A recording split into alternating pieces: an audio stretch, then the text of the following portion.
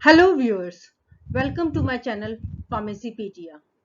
In continuation to our lecture series on cosmetic evaluation, we are going to further study about another interesting topic, that is about the measurement of hair tensile strength. So first let us try to understand the composition of the hair and so that we understand what is the tensile strength and how do we measure the tensile strength. Hair fibers are typically made up of a material known as the alpha keratin. Alpha keratin is the same substance of which our nails, claws, or like wool, horns in the animals are present. So it is the same, like we have the nails, it is made up of the alpha keratin. So another type is also there, also known as the beta keratin. Human hairs are made up of substance alpha keratin.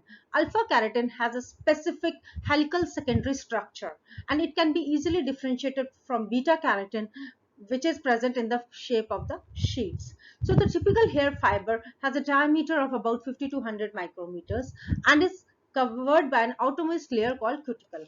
In my previous video, you can understand and learn about the structure of hair. Hairs are basically composed of three parts: cortex, medulla, and cuticle. So when we talk about the strength of the hair and when we talk about the tensile strength specifically, it is being derived from the cortex part. Cortex is the centermost part, medulla is the middle part, and cuticle is the outermost part. When we do our hairdressing activities, or like you have your hairs get straightened up, or other things like that, hairstyling activities, the thermomorphology of the cuticle edges get all disturbed by weathering, or like by combing activities, or like brushing. So they actually affects the outermost part, that is the cuticle part. But when we talk about the tensile strength, you will be amazed here to know and understand that it is basically derived from the cortex part.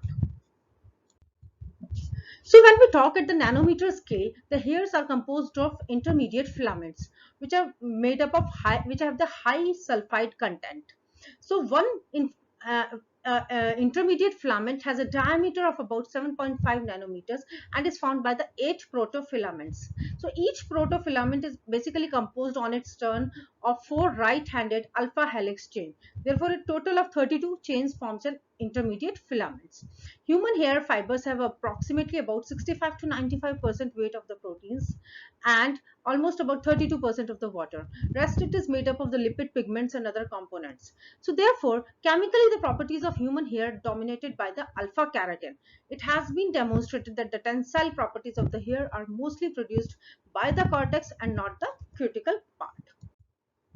Now let us try to understand the evaluation of cosmetic hair products for understanding the hair, its properties. Now when we talk about the evaluation of efficacy of hair care products, it involves multiple tests, and the tests required should be very specific and accurate.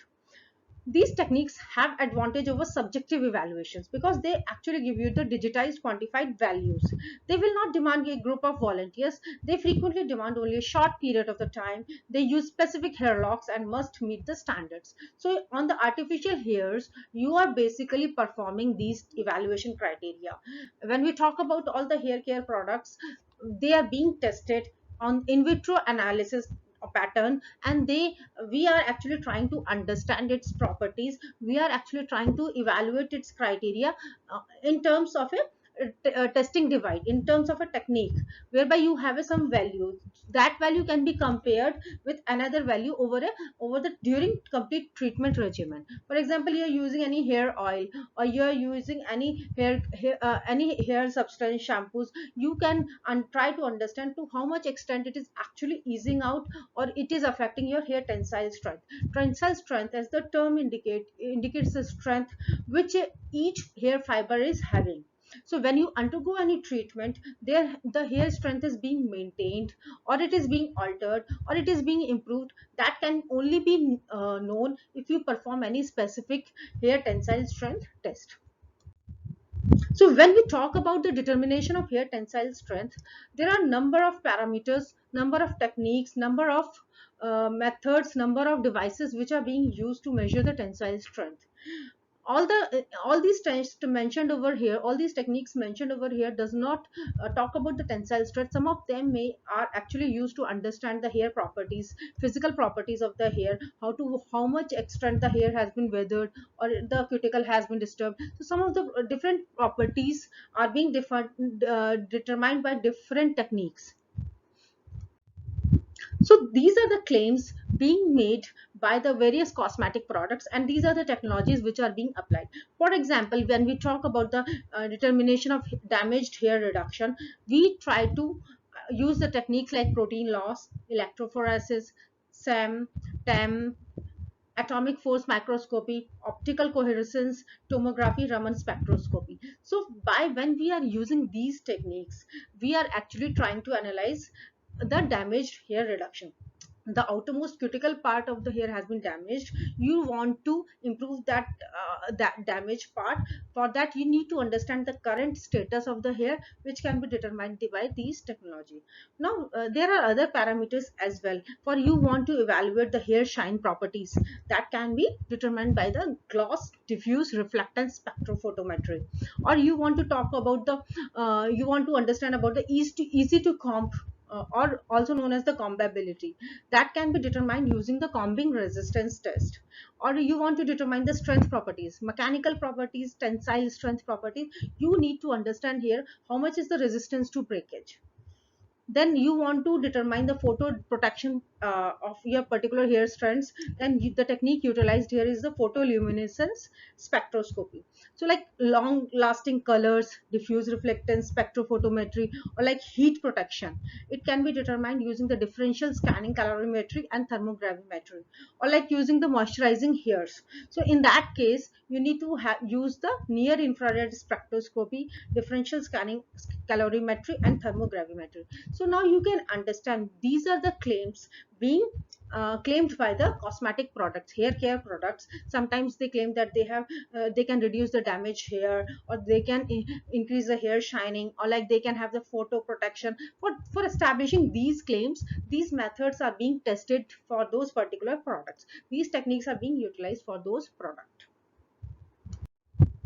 So as I've told earlier, for studying the cuticle part and weathering, or like the outermost part of the hair, that is the cuticle, when it gets damaged, so you need to undergo a treatment to improve that damage. You need to understand and utilize the techniques whereby you can know the current status of the damage. That can be determined using the SEM, scanning electron microscopy, or by using transmission electron microscopy, or by using the atomic force microscopy, or this is more advanced, optical coherence tomography. Optical coherence tomography is a new morphological method for non-invasive investigation in cosmetology.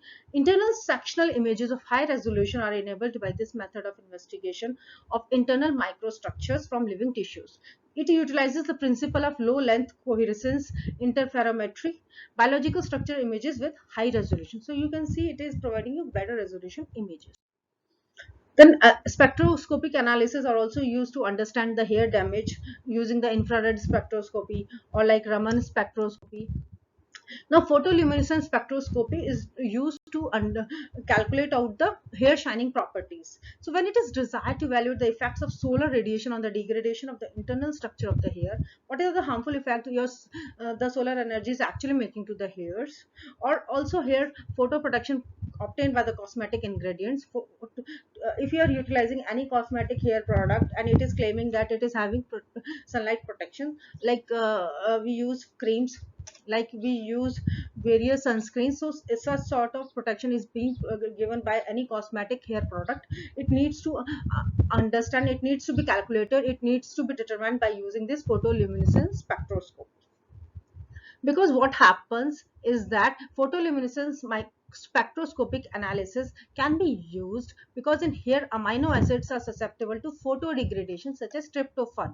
So in the presence of sunlight, the hair gets degraded because of the presence of amino acids, and this amino acids gets converted to tryptophan, so which is an intrinsic fluorophore, and this can be further determined by this using this spectroscopic technique.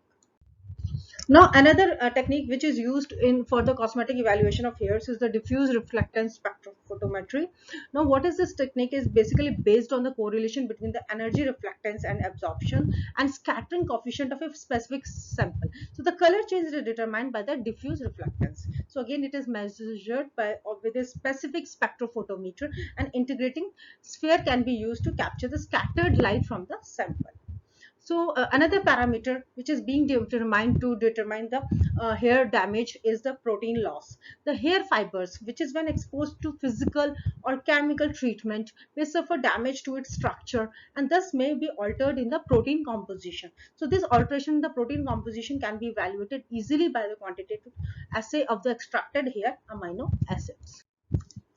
Next comes the mechanical properties. We are talking about the tensile strength. Here we are talking about the mechanical properties. Here actually has both the kinds of properties. It has some elastic property as well as it has the plastic property. So when we talk about the tensile strength, we are actually trying to determine the plastic property of the hair. And how do we determine that? By we can determine that in various ways, various techniques. We are just trying to actually expose the single hair strand and adding weight to it till it breaks down. So the weight, a maximum weight that hair strand can actually take will give you the tensile property of that particular hair strand.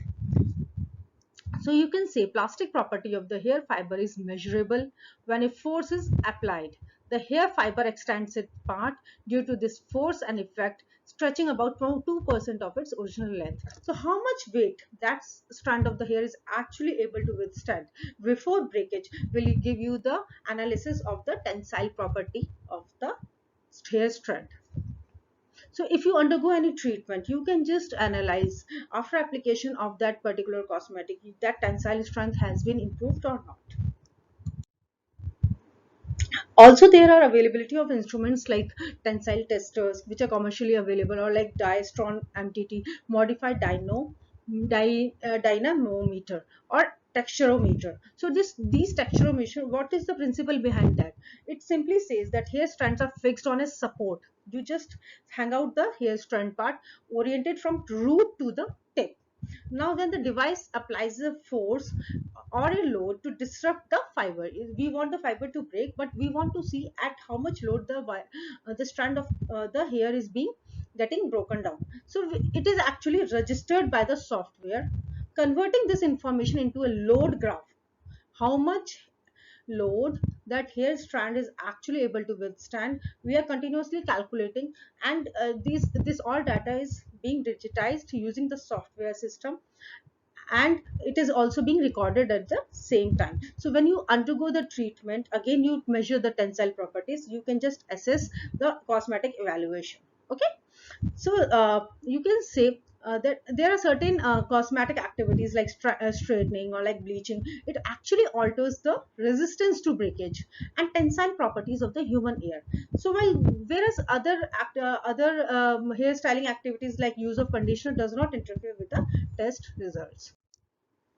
Now, another interesting property of when we talk about the hair tensile strength is the combing resistance analysis. Now, what is combing? It is altogether when you don't comb your hair for a long time, you get the locks. Now when you remove these locks, this is actually there is a resistance to comb. When you apply the comb onto the locks, it is not passing, allow it to pass through. So what you are being felt is the resistance. So we actually measures this resistance, and it is also a subjective perception of difficulty or ease in which the hairs can be combed. So this is directly related to the forces that oppose the action of the combing hair. So this is altogether an important attribute in the conditioning of hairs, and this type of combing resistance analysis is done for the evaluation of these conditioners and other hair care products, because they improve once you apply the conditioners, you will definitely prove the improvement in the combing resistance. So how much extent is the improvement in the combing resistance, or when you need to compare the efficacy of these conditioners, you can evaluate through these tests. So I hope now you're clear about the various properties, in vitro properties of the hairs. You are aware about the properties of the hairs and what sort of the technique or what sort of the testing is being required to assess what sort of the parameters. Thank you for watching my video. Please do like, share, and subscribe to Pharmacypedia. Also, please provide your views in the comment box. Happy learning.